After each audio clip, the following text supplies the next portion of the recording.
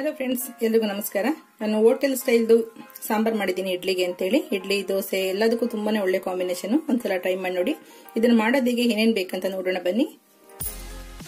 ಸಾಂಬಾರ್ಗೆ ಏನೇನ್ ಬೇಕು ನೋಡ್ಕೊಳ್ಳೋಣ. ನಾನು ತೊಗರಿ ಬೇಳೆ 1 ಕಪ್ ಅಷ್ಟು ತೊಳೆದಿ 10 ನಿಮಿಷ ನೆನೆಸಿಟ್ಕೊಂಡಿದ್ದೀನಿ.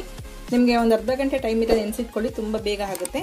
2 ಮೀಡಿಯಂ ಸೈಜ್ 2 ಟೊಮೊಟೊ ಕಟ್ ಮಾಡ್ಕೊಂಡಿದ್ದೀನಿ, 1 ಈರುಳ್ಳಿ ಕಟ್ ಮಾಡಿ ಇಟ್ಕೊಂಡಿದ್ದೀನಿ, 1 ಕಡ್ಡಿ ಕರಿಬೇವಿನ ಸೊಪ್ಪು, ಇದಿಷ್ಟು ಬೇಳೆ ಜೊತೆ ಕೂಗಿಸ್ಕೊಳ್ಳೋದಿಕ್ಕೆ. ನಾನಿಲ್ಲಿ ಸ್ವಲ್ಪ ಡ್ರೈ ರೋಸ್ಟ್ ಮಾಡ್ಕೊಂಡು ಪೌಡರ್ ಮಾಡ್ಕೊಳ್ತೀನಿ. ಏನೇನು ಬೇಕು ನೋಡೋಣ. ಬ್ಯಾಡಗಿ ಮೆಣಸಿನಕಾಯಿ 8 ಇದೆ, ಇಲ್ಲಿ 8 ಬ್ಯಾಡಗಿ ಮೆಣಸಿನಕಾಯಿ ತಗೊಂಡಿದ್ದೀನಿ. ರುಚಿಗೆ ತಕ್ಕಷ್ಟು ಉಪ್ಪಿದೆ. ಮೆಂತ್ಯ ಒಂದು 15 ಕಾಳಷ್ಟಿದೆ. ಮೆಣಸು ಕೂಡ ಒಂದು 15 ಕಾಳಷ್ಟಿದೆ. ಧನಿಯಾ 2 ಸ್ಪೂನ್ ಅಷ್ಟಿದೆ, ನೀವು ಊಟ ಸ್ಪೂನ್ ಅಲ್ಲಿ ಲೆಕ್ಕದಲ್ಲಿ ಹಾಕೊಳ್ಬಹುದು. ಕಡಲೆಬೇಳೆ ಕೂಡ 2 ಸ್ಪೂನ್ ಅಷ್ಟಿದೆ, ಸ್ಮಾಲ್ ಸ್ಪೂನ್ ಇದು. ಉದ್ದಿನ ಬೇಳೆ 1 ಸ್ಪೂನ್ ಅಷ್ಟಿದೆ. ಜೀರಿಗೆ 1 ಸ್ಪೂನ್ ಅಷ್ಟಿದೆ. 2 ಒಣ ಮೆಣಸಿನಕಾಯಿ ತಗೊಳ್ಳಿ. ಇದಿಷ್ಟು ಡ್ರೈ ರೋಸ್ಟ್ ಮಾಡ್ಕೋಬೇಕಾಗುತ್ತೆ. ಡ್ರೈ ರೋಸ್ಟ್ ಮಾಡ್ಕೊಂಡು ಪೌಡರ್ ಮಾಡ್ಕೊಂಡು ಆಮೇಲೆ ನಾವು ಸಾಂಬಾರ್ಗೆ ಮಿಕ್ಸ್ ಮಾಡಬೇಕಾಗುತ್ತೆ. ಸ್ವಲ್ಪ ಹುಣಸೆ ಹಣ್ಣು 1 3 ಬೀಜದಷ್ಟು ತಗೊಂಡಿದ್ದೀನಿ. 1 ಒಣ ಮೆಣಸಿನಕಾಯಿ ಒಗ್ಗರಣೆಗೆ. ಹಳದಿ ಪುಡಿ ಸ್ವಲ್ಪ 1/4 ಸ್ಪೂನ್ಗಿಂತ ಕಡಿಮೆ ಇದೆ. ಇಂಗು 1 3-4 ಪಿಂಚಷ್ಟು. ಕರಿಬೇವಿನ ಸೊಪ್ಪು 1-2 ಕಡ್ಡಿ. ಸಾಸಿವೆ 1/4 ಸ್ಪೂನು. ಬೆಲ್ಲ ಸ್ವಲ್ಪ 1/4 ಸ್ಪೂನ್ ಅಷ್ಟು ಬೆಲ್ಲ ತಗೊಂಡಿದ್ದೀನಿ. ಸ್ವಲ್ಪ 1-2 ಸ್ಪೂನ್ ಆದ್ರೆ ಎಣ್ಣೆ ಸಾಕಾಗುತ್ತೆ. ಈಗ ಮಾಡೋದು ಹೇಗೆ ಅಂತ ನೋಡೋಣ. ನಾವು ಮೊದಲಿಗೆ ಬೇಳೆನ ಸ್ವಲ್ಪ ಬೇಯೋದಿಕ್ಕೆ ಇಡೋಣ. ಕೂಗೋದಿಕ್ಕೆ ಇಟ್ಬಿಟ್ಟು ನಾವು ಎಲ್ಲ ಡ್ರೈ ರೋಸ್ಟ್ ಮಾಡ್ಕೊಳ್ಬಹುದು, ಟೈಮ್ ಸಿಗುತ್ತೆ. ನೆನೆಸಿರೋಂಥ ಬೇಳೆ ಇದಕ್ಕೆ 1/4 ಭಾಗದಷ್ಟು ಹೆಸರು ಬೇಳೆ ಕೂಡ ಹಾಕೊಳ್ಬಹುದು, ಚೆನ್ನಾಗಿರುತ್ತೆ. ಟೊಮೊಟೊ, ಈರುಳ್ಳಿ, ಕರಿಬೇವಿನ ಸೊಪ್ಪು ಹಾಕ್ತಿದ್ದೀನಿ. ಅಷ್ಟು ಎಣ್ಣೆ ಹಾಕೊಳ್ತೀನಿ. ನೀರು 1 ಅರ್ಧ ಲೀಟರ್ ಅಷ್ಟು ಹಾಕೊಳ್ತಾ ಇದ್ದೀನಿ. 3-4 ವಿಸಿಲ್ ಅಷ್ಟು ಕೂಗಿಸ್ಕೋಬೇಕು. ಬೇಳೆ ತುಂಬಾ ಚೆನ್ನಾಗಿ ಬೆಂದ್ರೆ ಸಾಂಬಾರ್ ತುಂಬಾ ಚೆನ್ನಾಗಿ ಗಟ್ಟಿಯಾಗಿ ಬರುತ್ತೆ. ನಿಮ್ಗೆ ಇಷ್ಟ ಇದ್ರೆ ಕುಂಬಳಕಾಯಿ ಕೂಡ ಹಾಕೊಳ್ಬಹುದು.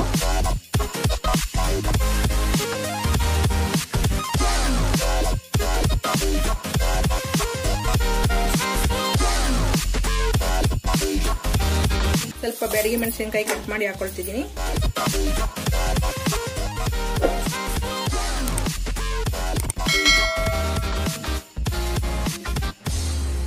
ಈಗ ಫ್ರೈ ಮಾಡಿರೋದು ಸ್ವಲ್ಪ ತಣ್ಣಗಾಗಿದೆ. ಈಗ ಇದನ್ನ ಪೌಡರ್ ಮಾಡ್ಕೊಳ್ಳೋಣ. ಪೌಡರ್ ರೆಡಿ ಆಗಿದೆ. ನಿಮ್ಗೆ ಏನಾದ್ರು ಪೌಡರ್ ಜಾಸ್ತಿ ಅನ್ಸಿದ್ರೆ ಸ್ವಲ್ಪ ಸ್ಟೋರ್ ಮಾಡಿ ಇಟ್ಕೊಳ್ಬಹುದು.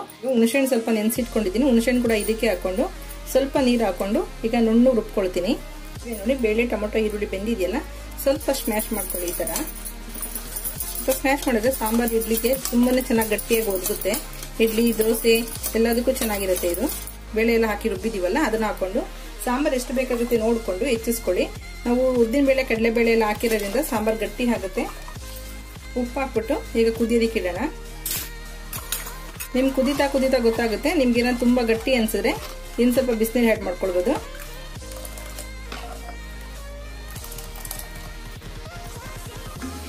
ನೋಡಿ, ಸಾಂಬಾರ್ ಚೆನ್ನಾಗಿ ಕುದೀತಾ ಇದೆ. ನಾವು ಎಲ್ಲಾನು ಫ್ರೈ ಮಾಡಿರೋದ್ರಿಂದ ನಿಮ್ಗೆ ತುಂಬಾ ಹಸಿ ವಾಸನೆ ಅಂತ ಏನಿರಲ್ಲ. ಹುಣಸೆಹಣ್ಣು ಒಂದ್ ಸ್ವಲ್ಪ ಬೆಂದ್ರೆ ಸಾಕು. 1 3-4 ನಿಮಿಷ ಕುದಿಸ್ಕೊಂಡ್ರೆ ಸಾಕಾಗುತ್ತೆ. ಈಗ ಕೊನೆಯಲ್ಲಿ ಬೆಲ್ಲ ಹಾಕೊಳ್ಳೋಣ. ಈಗ ಒಗ್ಗರಣೆ ಮಾಡಿದ್ರೆ ಲಾಸ್ಟ್ ನಲ್ಲಿ ಇಂಗು ಅವಾಗಲೇ ಪೌಡರ್ ಹಾಕೊಂಡಿದ್ದೀನಿ, ಹಾಗಾಗಿ ಇಂಗು ಉಪಯೋಗಿಸ್ತಾ ಇಲ್ಲ. ಸ್ವಲ್ಪ ತುಪ್ಪದಲ್ಲಿ ಸಾಸಿವೆ ಒಗ್ಗರಣೆ ಹಾಕೊಳ್ಳೋಣ. ತುಂಬಾನೇ ಟೇಸ್ಟಿಯಾಗಿರುತ್ತೆ. ಅಲ್ಲಿ ಸಾಂಬಾರ್ ಕೂಡ ಎಷ್ಟು ಗಟ್ಟಿ ಬಂದಿದೆ. ಇದು ಹಾರದ್ಮೇಲೆ ಇನ್ನೂ ಸ್ವಲ್ಪ ಗಟ್ಟಿ ಬರುತ್ತೆ. ಇಡ್ಲಿ ಮತ್ತೆ ದೋಸೆಗೆ ಸ್ವಲ್ಪ ತೆಳ್ಳಗಿದ್ರೆ ಸಾಂಬಾರು ಚೆನ್ನಾಗಿ ಅಬ್ಸರ್ವ್ ಮಾಡ್ಕೊಳ್ಳುತ್ತೆ. ಹಾಗೆ ಇನ್ನೊಂದು ಸ್ವಲ್ಪ ಬೇಕಾದ್ರೆ ತೆಳ್ಳ ಮಾಡ್ಕೊಳ್ಳಿ ನೀವು. ಹಳದಿ ಪುಡಿಗೆ ಹಾಕ್ಬೇಕಾಗಿತ್ತು, ಸ್ವಲ್ಪ ಮರ್ತೋಯ್ತು, ಹಾಗಾಗಿ ಇವಾಗ ಹಾಕೊಳ್ತಾ ಇದ್ದೀನಿ. ನಾನು ಒಗ್ಗರಣೆಗೆ 1 ಸ್ಪೂನ್ ಅಷ್ಟು ಎಣ್ಣೆ ಹಾಕೊಂಡಿದ್ದೀನಿ. ಒಂದು ಸ್ವಲ್ಪ ತುಪ್ಪ ಹಾಕೊಳ್ತಾ ಇದ್ದೀನಿ. ಸ್ವಲ್ಪ ಸಾಸಿವೆ ಹಾಕೊಳ್ಳೋಣ. ಸಾಸಿವೆ ಸ್ವಲ್ಪ ಚಟಪಟ ಅಂದ ತಕ್ಷಣ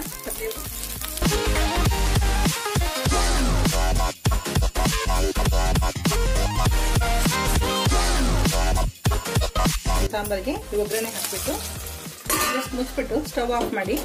ಒಗ್ಗರಣೆ ಫ್ಲೇವರ್ ಹಾಗೆ ಇರಲಿ. 1-2 ನಿಮಿಷ ಬಿಟ್ಟು ಸರ್ವ್ ಮಾಡಬೇಕಾಗುತ್ತೆ. ಕುದಿಸೋ ಅವಶ್ಯಕತೆ ಇರಲ್ಲ ಒಗ್ಗರಣೆ ಹಾಕಿದ್ಮೇಲೆ. ಅದೇ ಮುಚ್ಚಿಟ್ಟು 1-2 ನಿಮಿಷ ಬಿಡಬೇಕಾಗುತ್ತೆ. ಸಾಂಬಾರ್ ರೆಡಿ ಆಗಿದೆ. ಕೊನೆಯಲ್ಲಿ ಸ್ವಲ್ಪ ಕೊತ್ತಂಬರಿ ಸೊಪ್ಪು ಹಾಕೊಳ್ಳೋಣ. ಹೋಟೆಲ್ ಸ್ಟೈಲ್ದು ಇಡ್ಲಿ ಸಾಂಬಾರ್ ರೆಡಿ ಆಗಿದೆ. ಸರ್ವ್ ಮಾಡ್ಕೊಳ್ಳೋಣ. ಈಗ ಇಡ್ಲಿ ರೆಡಿ ಆಗಿದೆ, ಸಾಂಬಾರ್ ಕೂಡ ರೆಡಿ ಆಗಿದೆ. ಸರ್ವ್ ಮಾಡ್ಕೊಳ್ಳೋಣ. ಈಗ ಎಷ್ಟೊಂದು ಚೆನ್ನಾಗಿ ಘಮ ಅಂತ ಇದೆ ಗೊತ್ತಾ. ಒಂದ್ಸಲ ಮನೇಲಿ ಟ್ರೈ ಮಾಡಿ ನೋಡಿ, ತುಂಬಾನೇ ಟೇಸ್ಟಿ ಆಗಿದೆ. ಓಕೆ ಫ್ರೆಂಡ್ಸ್, ಇಡ್ಲಿ ಸಾಂಬಾರ್ ಇಷ್ಟ ಆಗಿದೆ ಅನ್ಕೊಳ್ತೀನಿ. ಇಷ್ಟ ಲೈಕ್ ಮಾಡಿ, ಶೇರ್ ಮಾಡಿ, ಸಬ್ಸ್ಕ್ರೈಬ್ ಮಾಡಿ. ನಿಮ್ಮ ಅಭಿಪ್ರಾಯ ಅನಿಸಿಕೆ ಕಮೆಂಟ್ ಬಾಕ್ಸ್ ಅಲ್ಲಿ ಹಾಕಿ. Okay, bye, thank you.